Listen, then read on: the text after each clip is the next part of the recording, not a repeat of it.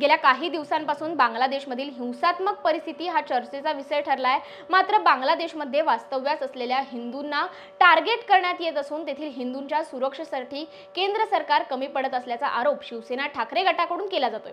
याच घटनेच्या निषेधार्थ छत्रपती संभाजीनगर शहरातील गुलमंडी येथे शिवसेना ठाकरे गटाच्या वतीने केंद्र सरकारच्या विरोधात तीव्र निदर्शने करण्यात आली असून मोठ्या संख्येने पदाधिकारी कार्यकर्ते उपस्थित होते। त्या बांगलादेशामध्ये आमच्या हिंदूंचे मंदिर, त्यांचे घर, महिलांवर अत्याचार इतक्या मोठ्या प्रमाणात चालला आहे आणि आपल्या देशाचे पंतप्रधान ह्या त्या देशातल्या पंतप्रधानांना संरक्षण देत आहे आणि आपल्या हिंदूंना वाऱ्यावर सोडलेलं आहे। एकीकडे हे हिंदुत्ववाद सांगताय आणि हिंदूंचे मंदिरं तोडले जात आहे, सगळ्या गोष्टी केल्या जात आहे, परंतु त्या ठिकाणी हिंदुस्थानाच्या नागरिकाला कोणत्याही पद्धतीचं संरक्षण मिळत नाही। ही अत्यंत दुर्दैवी गोष्ट आहे।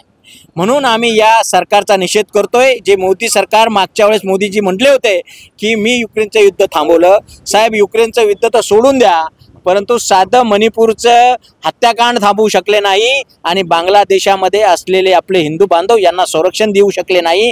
तिथे असलेल्या हिंदू समाजाचे मंदिरं, त्यांच्या सगळ्या घरं हे अत्यंत निर्घृणपणाने लुटल्या जात आहे। या संदर्भात सरकार कोणत्याही पद्धतीची कारवाई करत नाही, एक शब्द सुद्धा आतापर्यंत ते बोलले नाही।